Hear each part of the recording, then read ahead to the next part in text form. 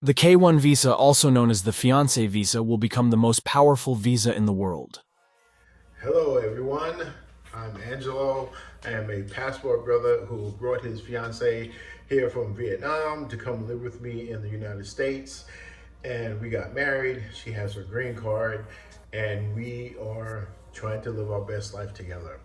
Now, I know that there's a bunch of other passport brothers out there who think that it's not a good idea to bring your fiance into the United States because there's a lot of issues that she would have to deal with, particularly with other modern women trying to poison her mind and her perception.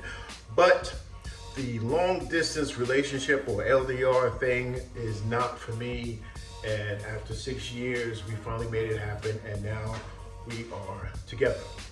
So I wanted to make this video because I'm so excited because this marks, or I should say commemorates, my 500th subscriber. So thank you to everyone who has watched my videos, who has left comments, who has, I thank you for everything you've done. I know that even a few of you have gone down into the description where I have some links to some side hustles that I'm working on because I am a writer, so I write books, I write all kinds of things. And some folks have even gone down into the description and purchased some of the fiction books that I've written. So thank you very much for that as well. But anyway, I wanted to have this shoot this video. Again, I'm not going to edit it or anything like that. Maybe 1 or 2 edits. But I wanted to shoot this video because just last night, before I found out about my 500th subscriber, just last night I was thinking that with the state of dating and relationships in the United States and actually around the world, particularly where the perspectives of modern women or westernized women kind of take the front row in relationships. I think that the K-1 visa is actually going to become one of the most important and powerful tools to challenge the status quo of relationships. And by that, I mean that a K-1 visa is going to allow men to continue this trajectory where they are walking away from some of the one-sided double standards that a lot of Western women try to invoke. And they are finding more suitable relationships and companions, whether or not they get married, they are finding them overseas.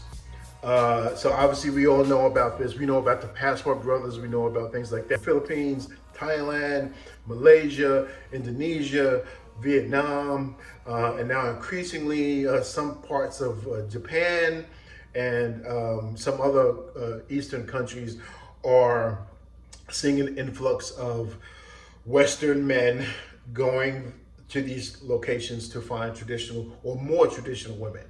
And I think that the K-1 visa is going to be the impetus that kind of changes the power dynamics, because when women understand that you can't just withhold certain things from men and think that you're going to bend them to your will, because they have an option, they have a viable option, they have an option that's working. When that exists, people have to acquiesce and they have to try to find a middle ground. And so I think that the K-1 visa or the fiance visa is going to be one of the more or most powerful tools in American society to address that shift in dynamics, to address that that power control thing that's going on between men and women. And obviously, I hope that we find a middle ground. But I know that increasingly more and more men like me are finding relationships with Americanized or modern women or feminists just far too much trouble to actually deal with and put up with. And so what we're doing is we are moving on, and we're not dealing with it, and it's happening more and more and more, and ultimately, as the word gets out about the K1 visa, and even the K3 visa, which is the marriage visa, as the word gets out, more men will realize that, hey, if I need to step outside of this country to find a suitable mate, there is a process that I can stick with, that I can work with, to still affect a traditional relationship, a traditional marriage.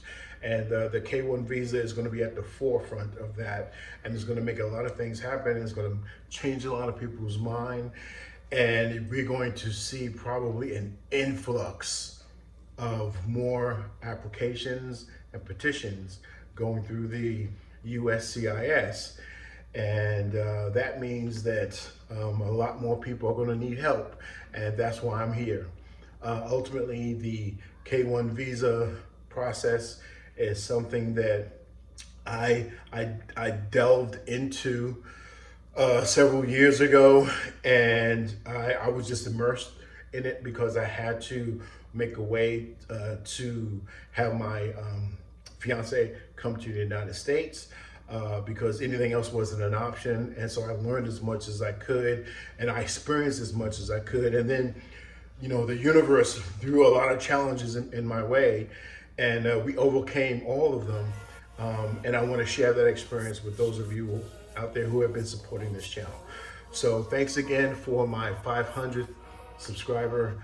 Thank you very much. Please stay tuned. There will be a lot more coming about the K1 visa process, the fiance visa process, the marriage visa, and just any other information that I can bring to you about immigration and the United States Citizenship and Immigration Service. Thanks again. See you in the next one. Peace.